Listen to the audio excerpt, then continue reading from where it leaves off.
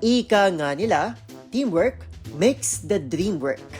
Yan lang naman ang pinatunayan ng mga nursing student na ito hindi sa loob ng klase kundi sa loob ng jeep.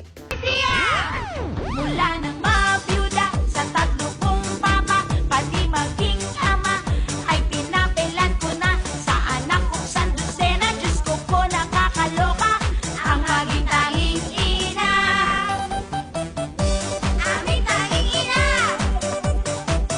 Sa viral video na ito nakuha sa Batangas City, makikitang tutok at tila kalkulado ang tatlo sa paghihimay ng lumpia wrapper na para bang sila ay kumukuha lang din ng pagsusulit.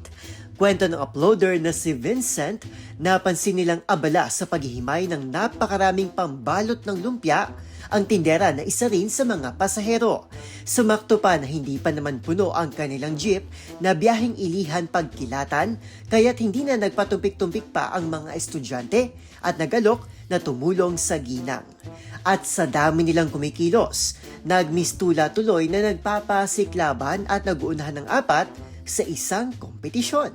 Biro tuloy ng netizen na ito, paano na lang daw kung may magpapaabot ng bayad sa mga pasahero.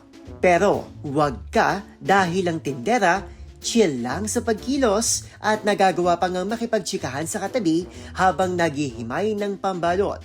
Pabirong tanong tuloy ng ilang netizens, bakit di na rin daw sila magprito ng lumpia sa loob ng jeep para rekta food trip na agad, lalo't ang kanilang eksena para bang handang-handa na sa isang outing.